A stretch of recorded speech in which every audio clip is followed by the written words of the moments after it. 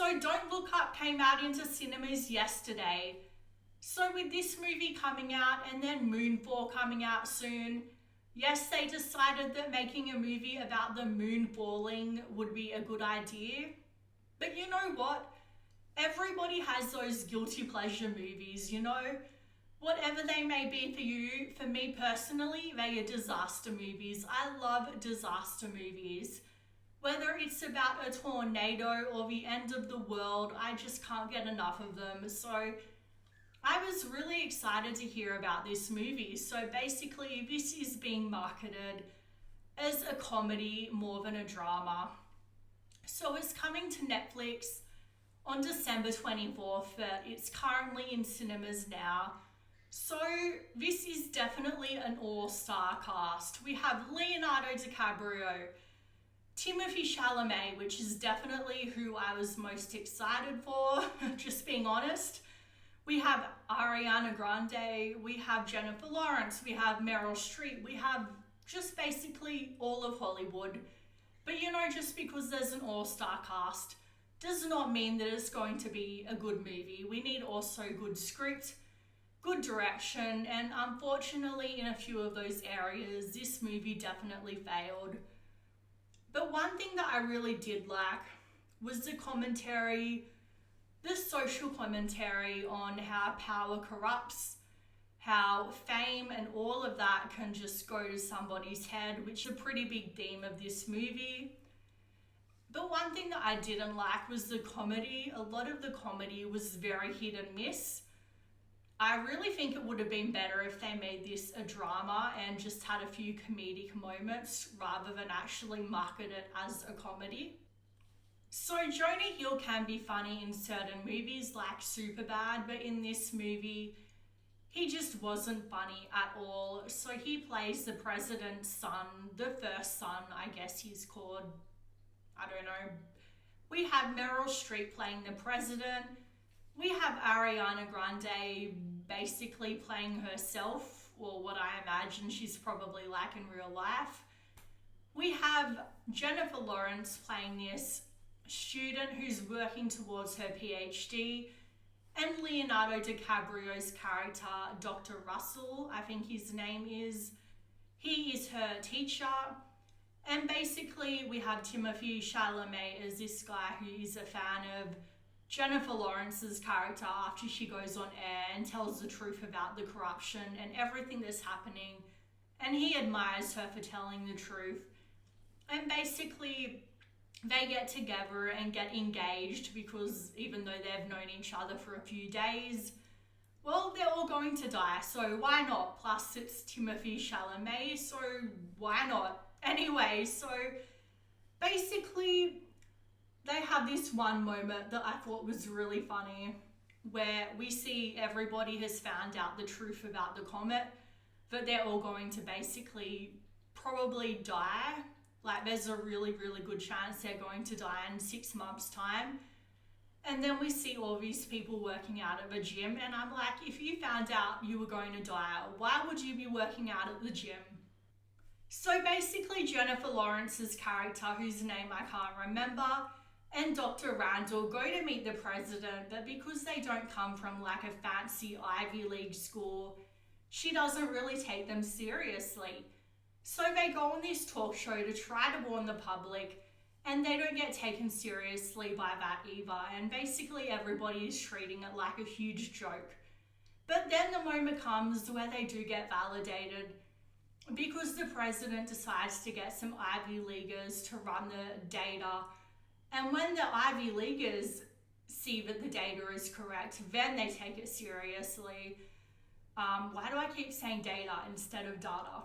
Anyway, so you think that at that moment when the public realizes that they are telling the truth would be a moment of relief, but we don't get that moment of relief because straight away the elite businessmen, you know, the wealthy elite, the powerful people, which is tying into the whole message of power corrupts, decide to basically let millions of people die by trying to take advantage of the comet instead of trying to straight up destroy it.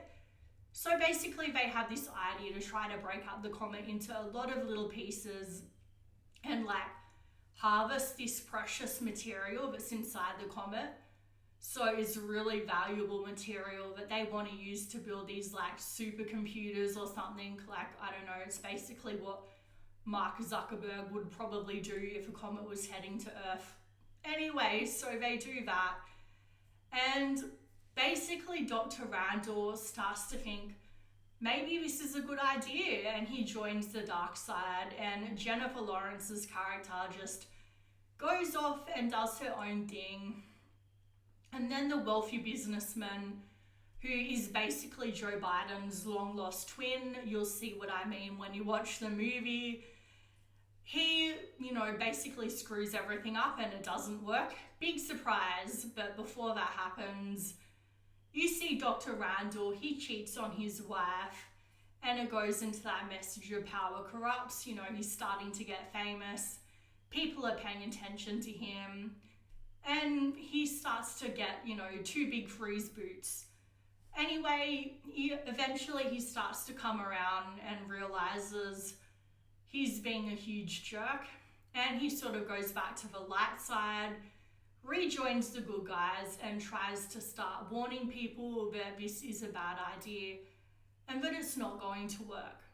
So there was this one joke that I thought was really funny. So basically, Jennifer Lawrence's character, while they're waiting to meet the president, somebody who works at the White House gives her these snacks and charges her for the snacks, and she finds out later that the snacks were free and that the man charged her for no reason.